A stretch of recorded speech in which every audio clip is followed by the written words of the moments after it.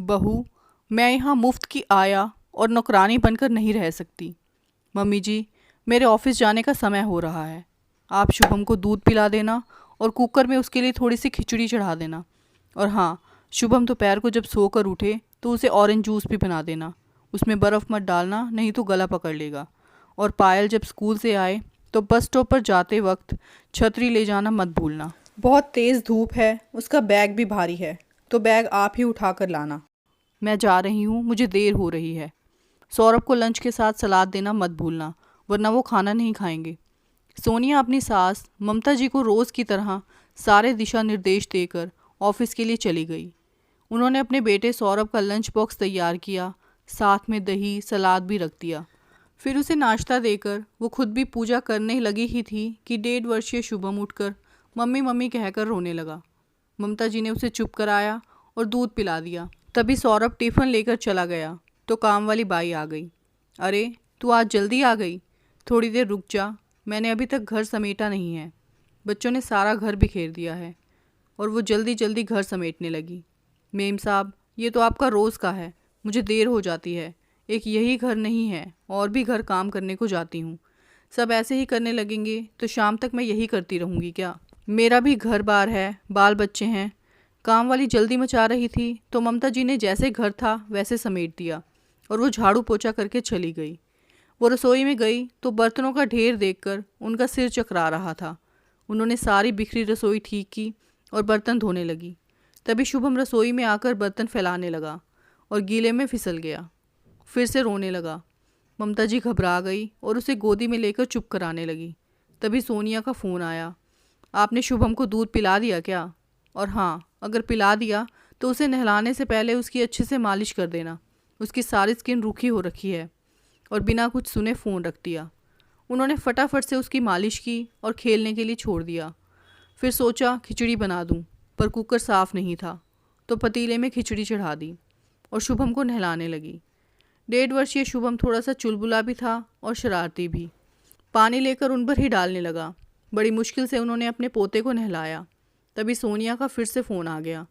शुभम को खिचड़ी खिला दी क्या? उसके खाने का समय हो गया है, अभी खिचड़ी बन रही है, मैं बनते ही तुरंत खिलाती हूँ, ममता जी ने जवाब दिया।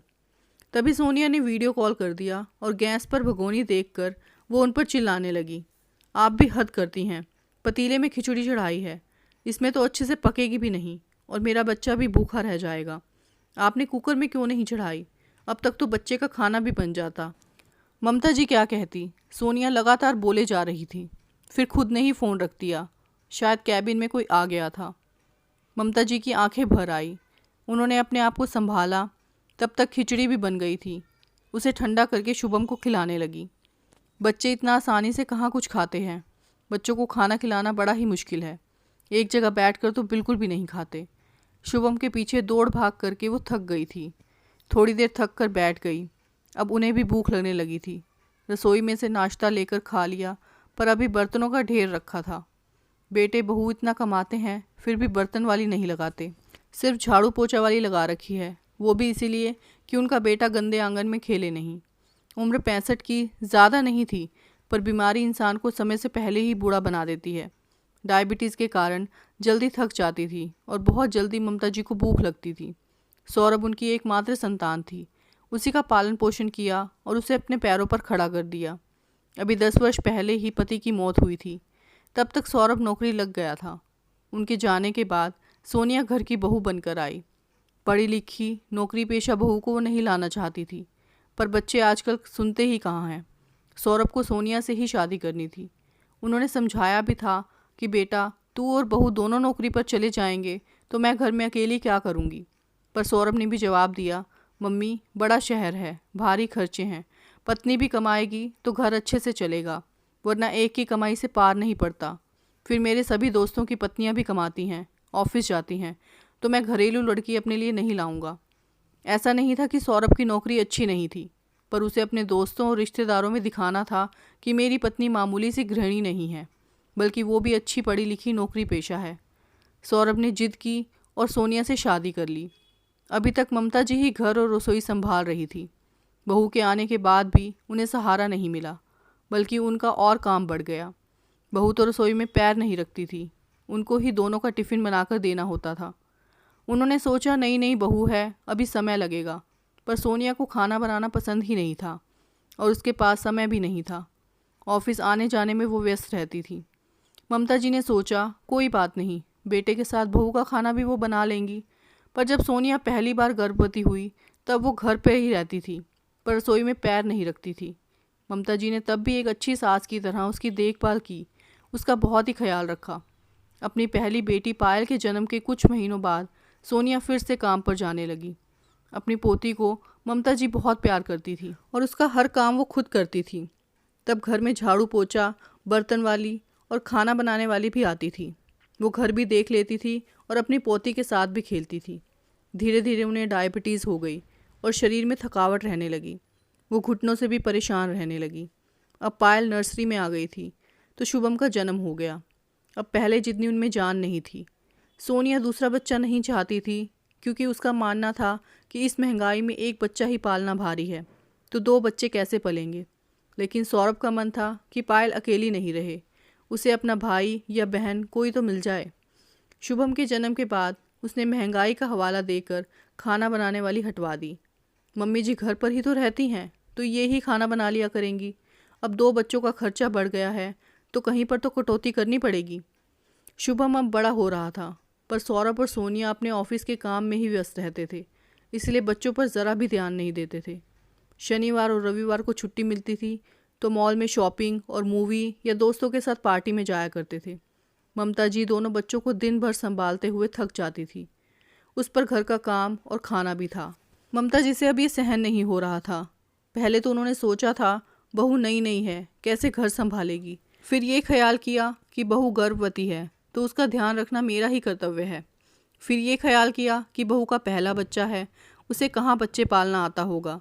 फिर ये सोचकर कुछ नहीं कहा कि बहू अकेली दो बच्चों और ऑफिस को कैसे संभालेगी। पर अब पानी सिर से ऊपर गुजर गया था। अब उनसे सहन नहीं हो रहा था। बेटे सौरभ को भी बस या तो पैसे कमाना था या किसी तरह पैसे बचाना था। उसे भी अपनी माँ की ज़रा से भी परवाह नहीं थी और माँ पर वो दोनों खर्च ही नहीं करते थे।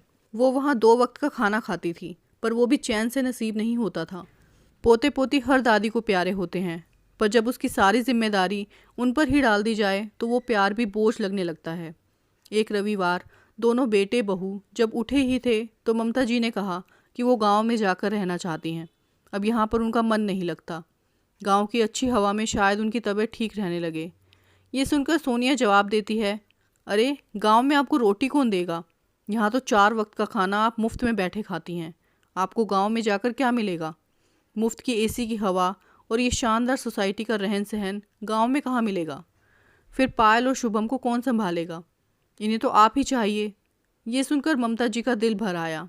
बहू, मैं यहाँ मुफ्त का खाना नहीं खाती हूँ। 3 समय बर्तन मांजती हूँ, तीनों वक्त का नाश्ता खाना बनाती हूँ, तुम्हारे दोनों बच्चों को संभालती हूँ।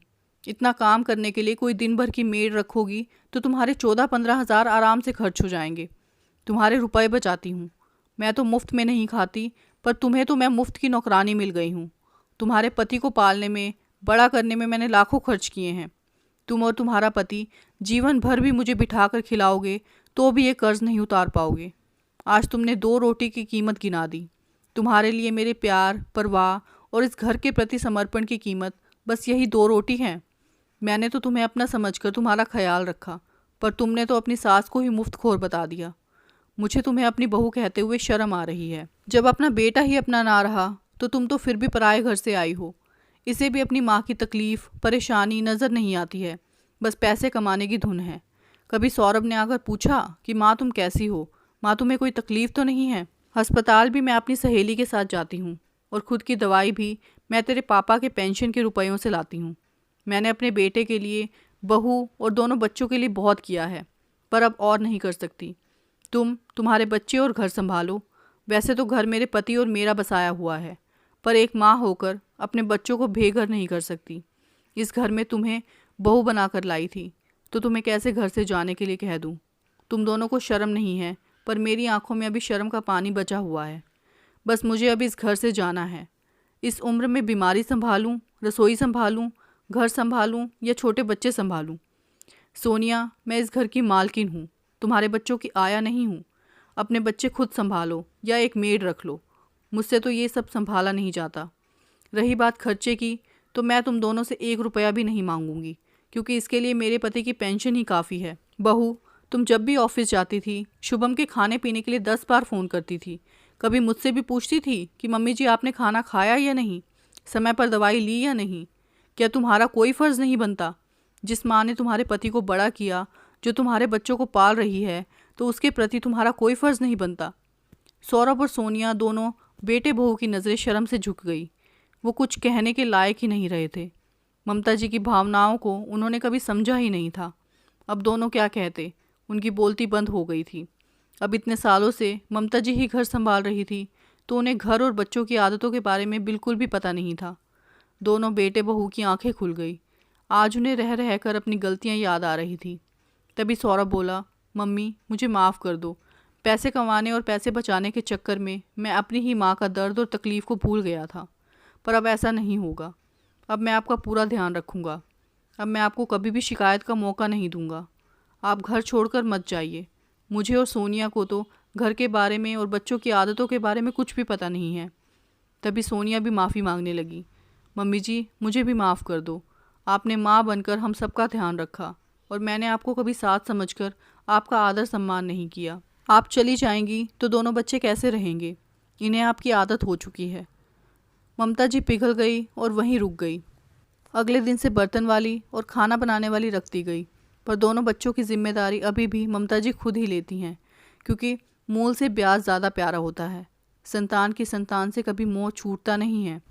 कुछ लोग बुज़ुर्गों को साथ तो रखते हैं, पर उन्हें नौकर बना लेते हैं और उनका ख्याल नहीं रखते।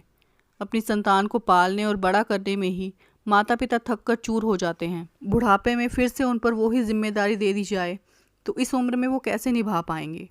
दोस्तों, आपको आज की कहानी कैसी लगी अपनी राय ज़रूर देना, और साथ ही चैनल को सब्सक्राइब करना बिल्कुल मत भूलना, और सब्सक्राइब के साथ नोटिफिकेशन बेल को भी प्रेस ज़रूर कर देना, ताकि आपको सारी नोटिफिकेशंस मिलती रहें वीडियोस की। Thank you for watching this video. Take care. Bye bye.